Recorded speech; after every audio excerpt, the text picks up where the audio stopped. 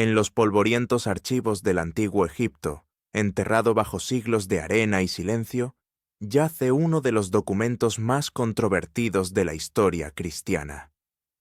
¿Y si te dijera que existe un evangelio escrito por una mujer, un texto tan explosivo que fue deliberadamente ocultado al mundo durante más de 1500 años? ¿Y si los mismos cimientos de todo lo que creías saber sobre Jesucristo y su círculo íntimo estuvieran construidos sobre una mentira cuidadosamente elaborada? Hoy nos sumergimos en las páginas prohibidas del Evangelio de María Magdalena, un texto que revela secretos sobre la familia de Cristo, sus verdaderas enseñanzas y la mujer que pudo haber sido su discípula más amada. Pero ten cuidado, lo que estás a punto de descubrir pondrá a prueba cada una de las certezas que has tenido sobre el cristianismo primitivo. La historia comienza en 1896, cuando un erudito alemán llamado Karl Reinhardt hizo una adquisición que sacudiría al mundo religioso hasta sus cimientos. En un mercado de antigüedades de El Cairo, compró un códice en papiro escrito en copto, una lengua del antiguo Egipto. Poco sabía él que dentro de esas frágiles páginas se encontraba un evangelio perdido durante más de un milenio. Pero aquí es donde se vuelve interesante. No era un evangelio cualquiera. Se decía que lo había escrito la misma María Magdalena, la mujer que ha sido venerada como santa y vilipendiada como pecadora a lo largo de la historia cristiana. El Evangelio de María, como lo llaman hoy los especialistas, presenta una visión radicalmente diferente del movimiento cristiano primitivo. Desaparece la jerarquía masculina que vemos en los evangelios canónicos. En su lugar, encontramos una comunidad donde las mujeres ocupaban posiciones de autoridad espiritual, donde María Magdalena no era solo una seguidora, sino una líder, una maestra, y posiblemente la confidente más cercana y de mayor confianza de Jesucristo. Pero detengámonos un momento y preguntémonos por qué este texto permaneció oculto durante tanto tiempo. La respuesta está en las convulsiones políticas y religiosas de los primeros siglos cristianos. A medida que la Iglesia comenzaba a organizarse como institución formal, ciertos textos fueron considerados heréticos, peligrosos para la doctrina ortodoxa emergente. El Evangelio de María fue una de esas víctimas, catalogado como literatura gnóstica y destruido sistemáticamente allí donde se encontraba. Los gnósticos, como verás, creían en un enfoque más místico e individual de la espiritualidad. Enseñaban que el conocimiento divino, o gnosis, podía ser alcanzado directamente por cada persona, sin necesidad de mediación institucional. Esto representaba una amenaza directa para el creciente poder de la jerarquía eclesiástica, que insistía en que la salvación solo podía obtenerse a través de los canales oficiales de la Iglesia. Ahora bien, examinemos lo que realmente contiene este Evangelio prohibido. El texto comienza después de la resurrección, con los discípulos reunidos, atemorizados e inseguros sobre su futuro. Están de luto por la pérdida de su maestro y se preguntan cómo podrán continuar su misión. Es María quien da un paso al frente para consolarlos, guiarlos y compartir las enseñanzas secretas que Jesús le había revelado en privado. Según este Evangelio, María relata una visión en la que Jesús le mostró el viaje del alma a través de distintos reinos espirituales. No eran enseñanzas compartidas con todos los discípulos, sino revelaciones íntimas dadas exclusivamente a ella. Las implicaciones son asombrosas. Si fuera auténtico, esto sugeriría que María ocupaba un lugar especial en el círculo íntimo de Jesús, una posición de confianza e intimidad espiritual que superaba incluso la de Pedro y los demás discípulos varones. Y aquí es donde el drama empieza a desplegarse. Cuando María comparte estas revelaciones con los demás discípulos, dos de ellos, Pedro y Andrés, cuestionan su autoridad. Pedro, en particular, aparece como escéptico e incluso hostil. Pregunta: ¿de verdad habló en privado con una mujer y no abiertamente con nosotros? ¿Vamos a darle la vuelta y escucharla a ella? ¿La prefirió a nosotros? Este enfrentamiento revela la dinámica de género en el movimiento cristiano primitivo. El Evangelio de María sugiere que existía una fuerte tensión entre los discípulos varones y la autoridad espiritual de María. Pinta un retrato del cristianismo temprano como un campo de batalla entre diferentes visiones de la fe, con María representando un enfoque más inclusivo y místico, y Pedro encarnando el modelo institucional y jerárquico que acabaría imponiéndose. La respuesta al desafío de Pedro es igualmente reveladora. Leví, otro discípulo, sale en defensa de María diciendo: Pedro, siempre has sido de carácter fuerte. Ahora te veo luchando contra la mujer como lo harían los adversarios. Pero si el Salvador la consideró digna, ¿quién eres tú para rechazarla? Seguramente el Salvador la conoce muy bien. Por eso la amaba más que a nosotros. Esas últimas palabras son especialmente explosivas. Por eso la amaba más que a nosotros. No se trata solo de una preferencia espiritual, sino de una conexión profunda e íntima entre Jesús y María que iba más allá de la relación que él tenía con los demás seguidores. Quizás te preguntes sobre la fiabilidad histórica de este texto. Los críticos señalan que el Evangelio de María fue escrito en el siglo II, mucho después de la muerte de Jesús y de sus primeros discípulos. Argumentan que refleja creencias gnósticas posteriores más que enseñanzas auténticas del cristianismo del siglo I. Pero los defensores responden que el Evangelio podría conservar tradiciones genuinas tempranas que fueron suprimidas por la Iglesia ortodoxa emergente. El papiro mismo está incompleto, con varias páginas faltantes al inicio, en medio y al final.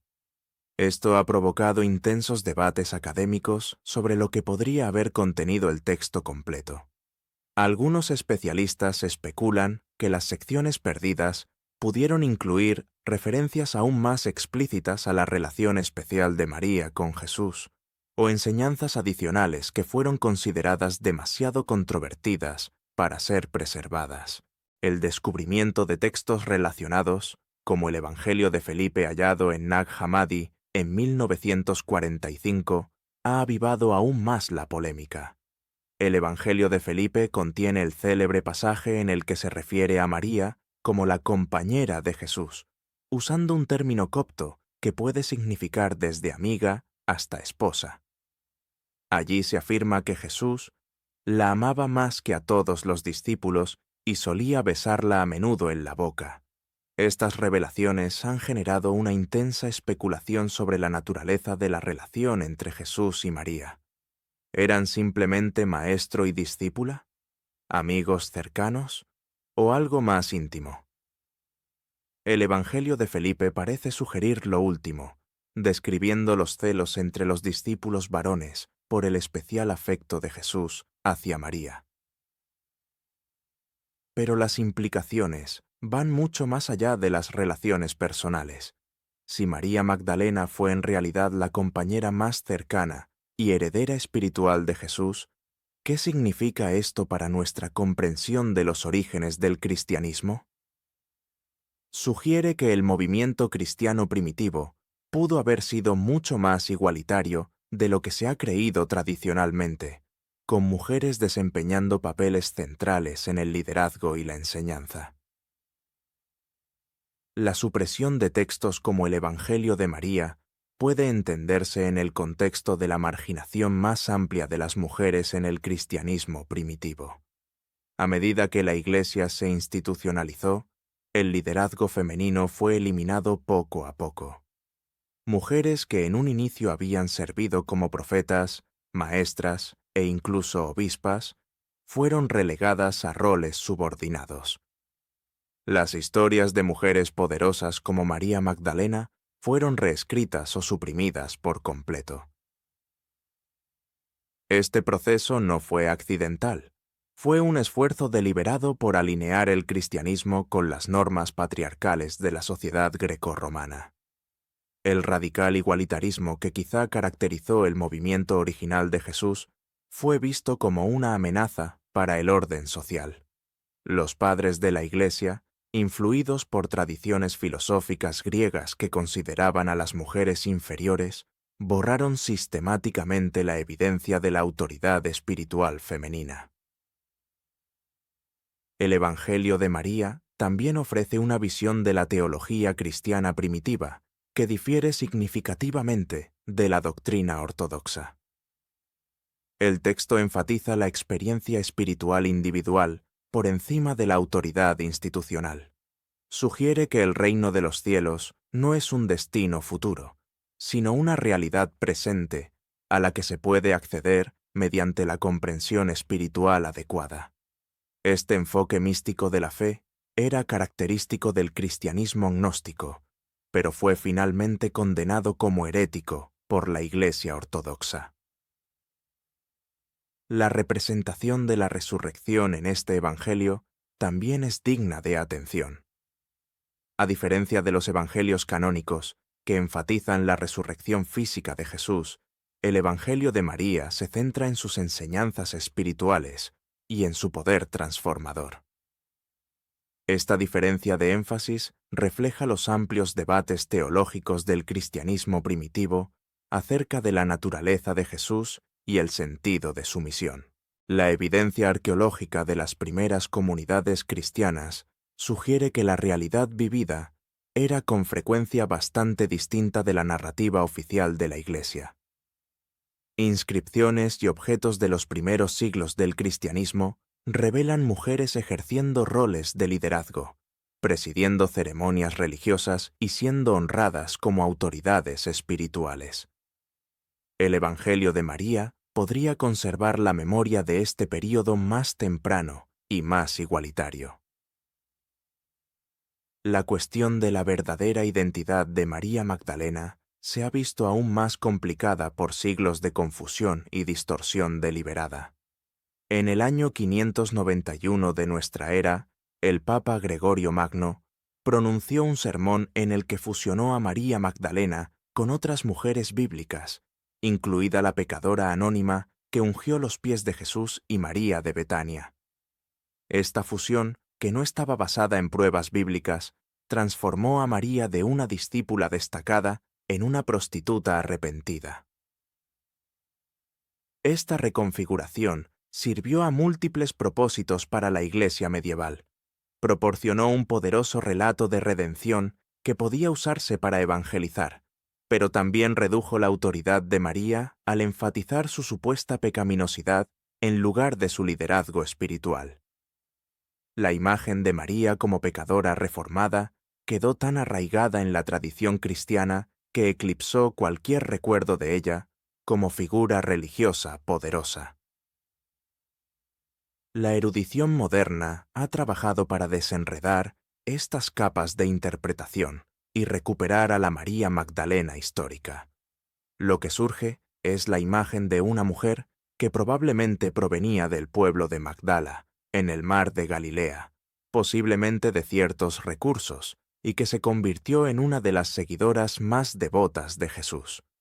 Los propios evangelios canónicos, a pesar de sus limitaciones, ofrecen evidencia de la importancia de María.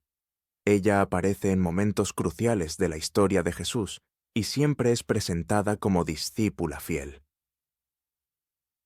El Evangelio de María añade otra dimensión a este retrato, sugiriendo que el papel de María iba más allá de la fidelidad como seguidora, abarcando liderazgo activo y enseñanza. Si esta representación es precisa, significa que la marginación de las mujeres en el cristianismo no fue un desarrollo inevitable, sino una elección histórica tomada por los líderes eclesiásticos posteriores. Las implicaciones teológicas del Evangelio de María son profundas. El texto sugiere que es posible una experiencia espiritual directa y personal sin mediación institucional. Esta idea, central en muchos textos gnósticos, desafiaba la creciente autoridad de obispos y sacerdotes que reclamaban derechos exclusivos para interpretar la verdad divina. El énfasis del Evangelio en el conocimiento interior y en la revelación personal ofrecía un modelo alternativo de autoridad religiosa que fue finalmente reprimido. Los estudiosos contemporáneos siguen debatiendo la autenticidad y el significado del Evangelio de María. Algunos lo consideran una ventana valiosa a la diversidad del pensamiento cristiano primitivo, mientras que otros lo descartan como una composición gnóstica tardía sin mucho valor histórico. La verdad probablemente se sitúe en un punto intermedio. Aunque el texto fue escrito décadas después de los acontecimientos que describe, puede preservar tradiciones tempranas genuinas que fueron excluidas de las escrituras canónicas. El impacto del Evangelio de María se extiende mucho más allá de los círculos académicos. Las teólogas feministas lo han adoptado como prueba de la igualdad original de las mujeres en el cristianismo. La cultura popular ha aprovechado sus sugerencias sobre la relación especial de María Magdalena con Jesús, inspirando novelas, películas y documentales. El texto se ha convertido en un símbolo de la historia oculta de las mujeres en la religión y de la lucha continua por la igualdad de género en las instituciones religiosas. Pero quizás la lección más importante del Evangelio de María no tenga que ver ni con la historia ni con la teología, sino con el poder de la narrativa para dar forma a la realidad. Las historias que contamos sobre el pasado influyen en nuestra comprensión del presente. Al suprimir textos como el Evangelio de María, los líderes de la Iglesia primitiva no solo controlaron la memoria histórica, moldearon el futuro del cristianismo mismo. El redescubrimiento de estos evangelios perdidos en la era moderna ha abierto nuevas posibilidades para comprender los orígenes cristianos. Nos recuerdan que la fe que conocemos hoy es el producto de elecciones históricas y de debates teológicos, no de un decreto divino inevitable. Sugieren que el cristianismo podría haberse desarrollado de manera muy distinta si otras voces, en particular las voces femeninas, hubieran sido preservadas y honradas. Al considerar el Evangelio de María y sus polémicas afirmaciones, nos vemos obligados a enfrentar preguntas difíciles sobre la autoridad, la autenticidad y la verdad en la religión. ¿Quién tiene derecho a determinar qué cuenta como auténtica enseñanza cristiana? ¿Cómo evaluamos las afirmaciones sobre revelaciones divinas cuando entran en conflicto con la doctrina establecida? ¿Qué significa para las comunidades de fe cuando las creencias más queridas se ven cuestionadas por la evidencia histórica? Estas preguntas no tienen respuestas fáciles, pero son esenciales de plantear. El Evangelio de María, lo aceptemos o no en sus afirmaciones, sirve como recordatorio de que las tradiciones religiosas son entidades vivas y en evolución, moldeadas por elecciones humanas y circunstancias históricas. Nos desafía a pensar más profundamente sobre los orígenes de nuestras creencias y a considerar perspectivas que han sido marginadas o silenciadas. La historia del Evangelio de María es, en última instancia, una historia sobre el poder, sobre quién puede hablar en nombre de Dios y quién puede definir la verdad religiosa. Es un recordatorio de que detrás de cada texto sagrado y cada doctrina religiosa hay una historia humana de lucha, conflicto y elección. Al recuperar estas voces ocultas, no necesariamente derribamos las creencias tradicionales, pero sí obtenemos una comprensión más rica y compleja de cómo esas creencias llegaron a existir. Al final, el Evangelio de María Magdalena se erige como un testimonio del valor de quienes se atrevieron a preservar visiones alternativas de la fe, incluso frente a la persecución y la represión. Lo consideres ficción herética o verdad suprimida. Sigue siendo un recordatorio poderoso de que la historia del cristianismo es mucho más compleja y controvertida de lo que la mayoría imagina. La verdad oculta sobre la familia de Cristo quizá no sea lo que esperábamos, pero sin duda resulta más fascinante de lo que jamás hubiéramos imaginado.